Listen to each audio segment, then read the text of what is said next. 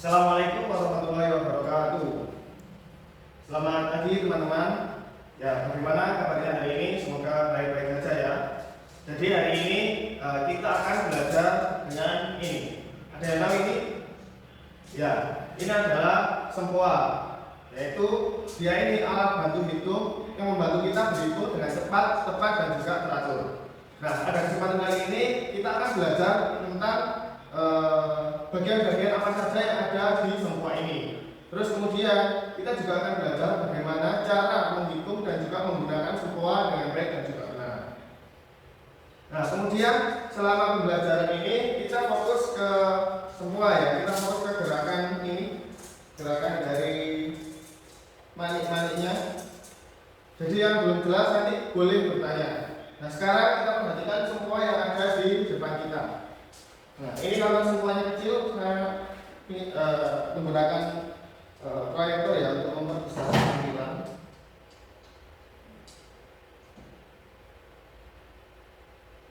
Ya, seperti ini ya. Jadi bagian-bagian dari semua yang pertama adalah bingkai yang luar ini. Jadi ini adalah bingkai. Bingkai ini fungsinya untuk apa? Jadi bingkai ini untuk menopang dan juga menahan ini bagian-bagian yang ada di dalam semua ini tetap berada pada posisinya. Terus yang selanjutnya adalah bagian ini, tengah atau pembatas. Nah, bagian pembatas ini adalah untuk memisahkan antara manik-manik yang atas dengan manik-manik yang bawah. Kemudian ada juga manik atas. Ini manik atas. Nah, manik atas ini memiliki nilai 5. Jadi jika nanti manik atas ini kita geser-geser, gesernya kemana? Gesernya ke garis pembatas ini. Jadi kalau kita geser ke bawah ke garis pembatas ini, maka dia akan bernilai 5. Kemudian ada manik bawah. Nah, manik bawah ini dia bernilai 1. Nah, setiap kali kita menaikkan manik bawah ke atas, maka dia akan bernilai 1. Jika 2, maka dia akan bernilai 2. Nah, untuk memudahkan menggunakan semua ini kita gunakan jari telunjuk dan jari jempol. Jari telunjuk untuk manik yang atas, jari jempol untuk manik yang bawah. Kemudian ada titik-titik kecil ini ya. Nah, titik kecil ini adalah titik penentu. Maksudnya apa? Jadi titik penentu ini adalah untuk menunjukkan kolom satuan dalam suatu bilangan. Seperti itu. Terus yang selanjutnya adalah nilai tempat. Nah, titik penentu ini sebagai penentu nilai bilangan ini berada di satuan puluhan atau ratusan. Jadi kalau titiknya di sini, kita menemukan di sini, maka ini bernilai satuan 1, 2 hingga 9. Terus yang sebelahnya adalah puluhan 10, 20 dan seterusnya hingga 90. Dan selanjutnya ribuan, mulai dari 1000 sampai 9000 dan seterusnya dari puluhan ribu, seratusan ribu, 1 juta dan seterusnya. Nah, yang selanjutnya yang di belakang titik penentu ini adalah nilai desimal. Angkanya bagaimana? Jadi kalau di belakang 1 namanya per sepuluhan, kalau di belakangnya lagi namanya per seratusan dan seterusnya. Nah, untuk posisi semua itu bagaimana? Jadi kalau posisinya dia seperti ini ya, tidak ada yang menempel di garis pembatas, ini namanya posisinya posisi 0. Jadi ini bisa dikatakan posisi mula-mula. Jadi kalau manik-manik ini tidak menempel di pembatas ini, maka dia tidak bernilai atau nilainya 0. Nah, setelah kita memahami bagian-bagian yang ada di semua, mari kita coba berhitung atau menggunakan semua untuk berhitung. Nah, jadi ada beberapa rumus ya yang digunakan dalam semua rumus langsung ini artinya kita menggunakan langsung manik-manik yang ada di bagian semua ini. Kita gunakan langsung tanpa menggunakan sistem minjam atau dan lain sebagainya. Nah, syaratnya bagaimana? Nah, rumus ini hanya digunakan jika nilai manik-manik ini masih cukup. Ketika ditambahkan satu masih ada sisa manik satu. Nah, itu kita menggunakan rumus langsung. Jadi tidak perlu ada pertukaran nilai. Nah, contoh yang pertama 1 ditambah 3. Ini ya rumus langsung. Sama dengan berapa? Nah, jadi 1 ditambah 3. Yang pertama kita naikkan satu manik bawah sebanyak 1.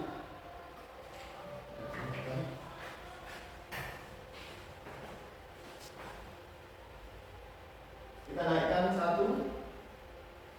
Nah, ini sudah naik 1, artinya dia nilainya 1 yang nempel di pembatas. Kemudian kita tambahkan 3.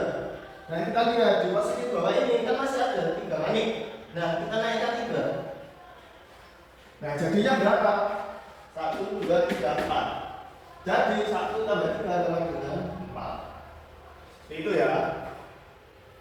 Kemudian contoh selanjutnya 5 ditambah 2. Nah, kita kembalikan lagi ke posisi semula.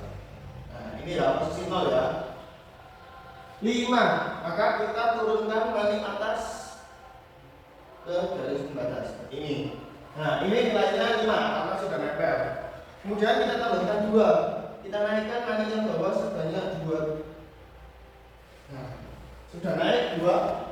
Jadi bisa dihitung ini 5, ini 2, berarti 5 ditambah 2 sama dengan 7. Nah, yang selanjutnya, apakah bisa untuk puluhan dan ratusan? Bisa. Nah, sekarang kita coba yang puluhan. 21 ditambah 13. Nah, kita kembalikan lagi ke posisi 0. Nah, karena ini dia satuan, maka untuk puluhan kita geser ke kiri. Ini 2, kita pakai yang tengah saja. 2, berarti ini nilainya 20. Karena ini 21, maka kita ambil yang di satuan. Kita naikkan sebanyak 1. Jadi ini adalah 21. Ditambah 13. 13 puluhannya 1. Ya, 10 ya. Kita naikkan 1, 10. Kemudian kita tambahkan 3. Nah, di sini kan masih ada 3. Nah, kita naikkan semuanya. Nah, jadi sama dengan berapa? Ini 3, ini 4, jadi 34. Nah, sekarang apakah ini bisa digunakan untuk pengurangan? Bisa. Nah, kita kembalikan lagi ke posisi 0. Kita balikkan rumus. Kita coba pengurangan. Bisa 8 dikurangi 2 dengan berapa? 8. Maka kita naikkan ini 3 ya.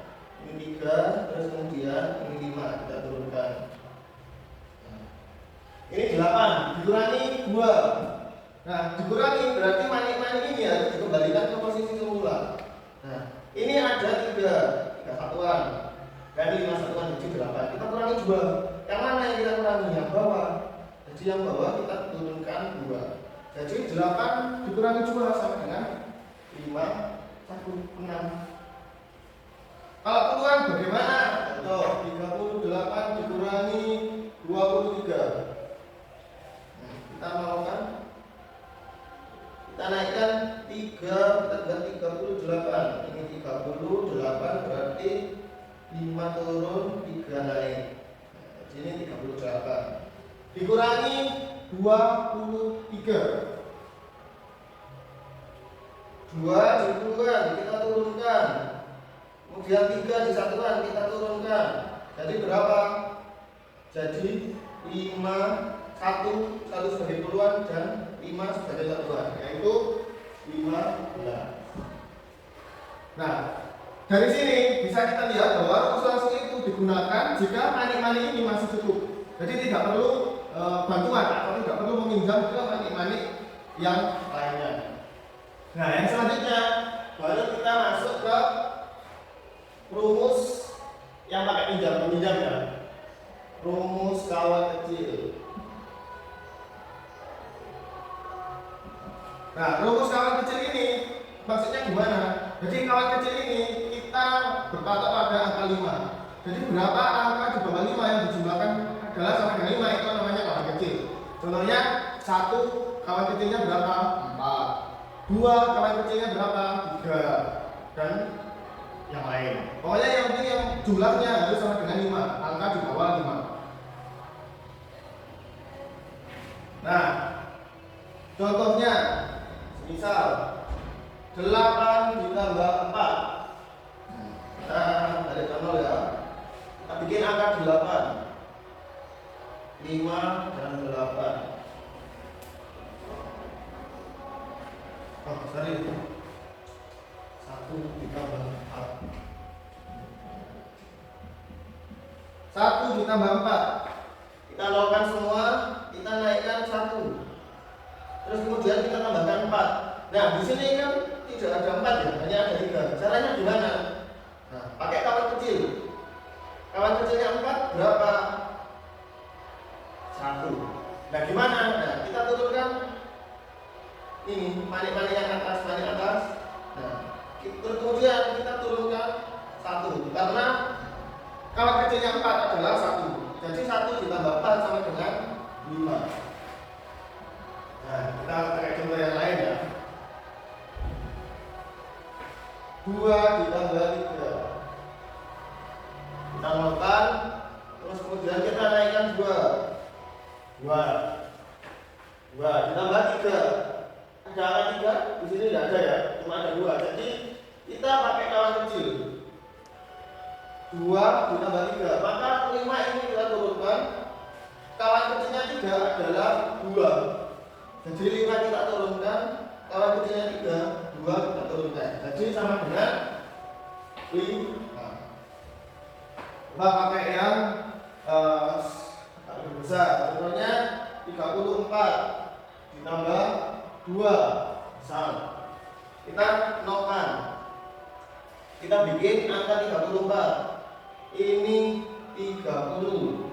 Kemudian ditambah 4. Ini 34 ya. 34. Kita tambah 2. 34 ditambah 2. Gimana? Nah, 2 kawan kecilnya berapa? 3 ya, karena 2 ditambah 3 sama dengan 5. Maka kita turunkan panik atas. Terus kemudian kita turunkan kawan kecilnya 2, yaitu 3.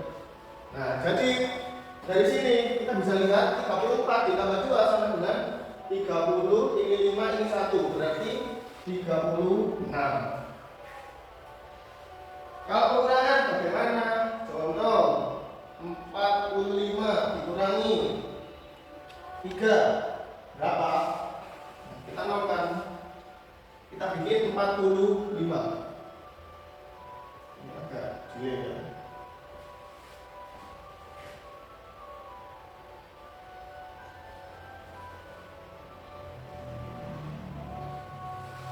Kita bikin 45. Ini 40, ini 5. Dikurangi 3. Nah, apakah ini ada yang bisa dikurangi 3? Bisa ya. Jadi kita pakai kawan kecil. Kawan kecilnya kita berapa? 2. Jadi di sini kita akan menaikkan panik atas, terus kemudian kita naikkan 2 yang panik bawah. Kita naikkan yang atas, kemudian kita naikkan yang bawah. Jadi nilainya ini 40, ini 2. Jadi 45 dikurangi 3 adalah 42. Nah, sampai sini paham ya? Jadi rumus kawan kecil itu digunakan karena perhitungannya itu berhubungan dengan nilai 5.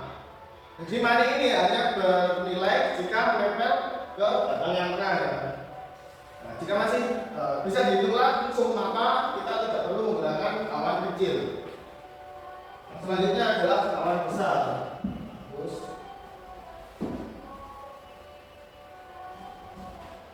rumus kawan besar.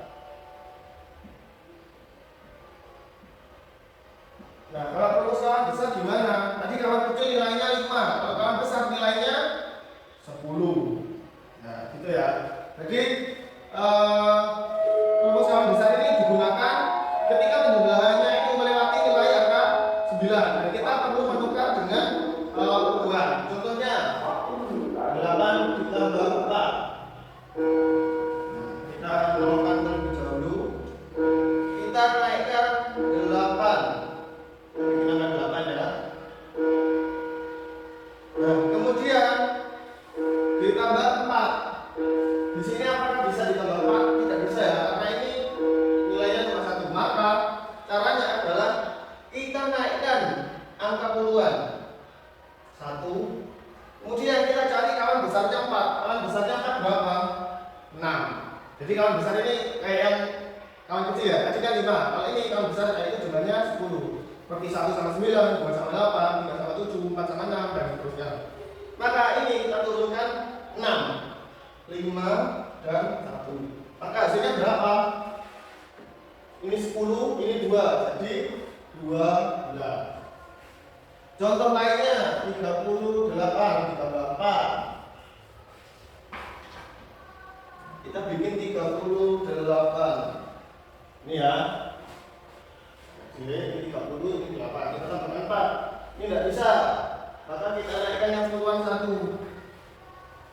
Kawan kecilnya 4 berapa? 6. Maka kita turunkan. Kita kembalikan 6-nya. Jadi 38 ditambah 4 sama dengan 42. Kalau pengurangan gimana? Contohnya kita pakai angka yang besar 147. Kita kurangi dengan 51 sama dengan maka angka ratusan 147. Kita naikkan 147. Kita kurangi 51. Nah, 10-an ini kan dia angkanya 4. Kalau dibilangi 5 kan dia tidak bisa. Maka kita pinjam ke yang angka ratusan. Nah, yang ratusan ini kita turunkan. Ini kita turunkan.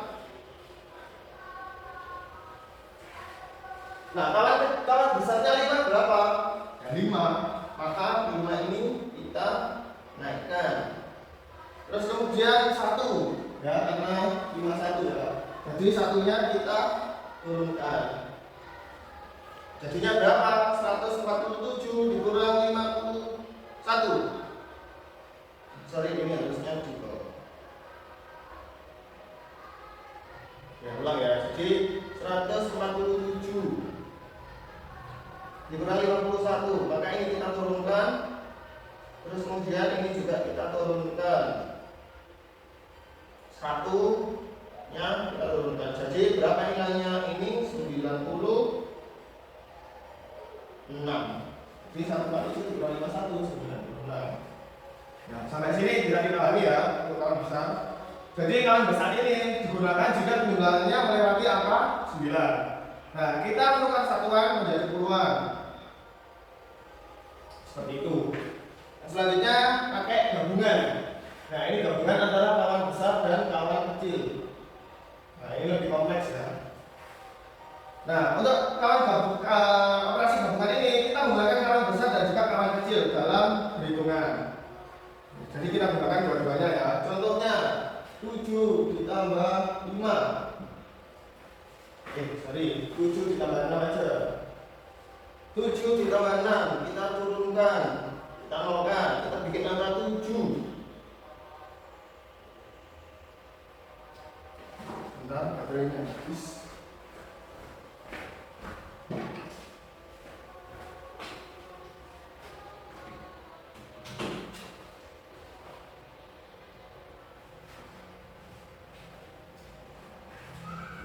Ditambah 6, ini 5, ini 2, ini nilainya 7. Ditambah 6. Nah, apakah ini bisa? Ini cuma 2 ya, jadi masih kurang. Caranya gimana? Nah, ini kita naikkan 1. Nah, terus kemudian kawan kecilnya, kawan besarnya 6. Nah, ini karena kita nggak bisa pakai kawan kecil, maka kita pakai kawan besar dulu. Kawan besarnya 6 berapa? 4. Nah, di sini apakah bisa? 4 kita turunkan? Tidak bisa. Nah, di sini kita pakai kawan kecil. Kawan kecilnya 4 berapa? 1. Jadi kita naikkan ini 5, terus kemudian kita naikkan satu naik yang bawah. Jadi ini 1, ini 3, jadi ini keluar, ini satuan, jadi nilainya 13. Contoh lagi 27 ditambah 18. Kita bikin 27 seperti ini ya. Terus kemudian kita tambahkan 18. Nah, kita tambahkan 1 dulu puluhannya, yaitu 1. Terus kemudian kita tambahkan 8. Ini kan sudah ada 8 ya. Maka kita pinjam lagi ke sini. Nah, kawan kecilnya 8 berapa? Kawan besarnya 8 berapa? 2. Nah, kita turunkan 2. Jadi totalnya adalah 45. Nah, ini sebenarnya pakai kawan besar ya, bukan gabungan. Coba yang gabungan, kita coba ke pengurangan aja ya. 61 dikurangi 37. Kita mulai dulu, kita bikin 61. 5 turun, 1 naik. Ini 60, terus kemudian kita naikkan 1. Ini nilainya.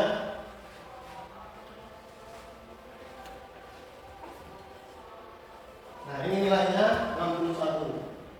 Kita kurangi 37. Nah, ini ya bisa ya. Maka kita akan pakai kawan kecil terlebih dahulu. 61 dikurangi 37. Maka 6 ini kita kurangi 3. Gimana caranya? Nah, ini pakai kawan kecil. Kawan kecilnya 3 berapa? 2. Nah, maka ini kita naikkan 2, kita naikkan. Terus kemudian kita kurangi 7. Ini apakah bisa dikurangi 7? 1 tidak bisa. Maka kita pinjam lagi ke puluhan. Nah, setelah itu gimana? Kawan kecilnya 7. Kawan besarnya 7 berapa? 3. Jadi kita naikkan yang satuan ini sebanyak 3. Jadi 61 dikurangi 37, 44. Nah, sampai sini paham ya teman-teman? Jadi operasi gabungan ini adalah materi lanjutan, yaitu penggabungan antara kawan besar dan juga kawan kecil. Jika dalam perhitungan kita menggunakan kawan besar dan kawan kecil, maka itu namanya gabungan. Nah, teman-teman, jadi pada pertemuan hari ini kita telah mengenal bagian-bagian dari semua dan juga cara menggunakan semua yang baik dan benar sesuai dengan posisinya. Nah, jadi dengan memahami bagian dan juga posisi semua, maka kita akan lebih mudah dalam mengoperasionalkan penghitungan bilangan dan juga tidak bingung ya pastinya. Nah, mungkin cukup dari sini. Terima kasih atas perhatiannya teman-teman semua. Sampai bertemu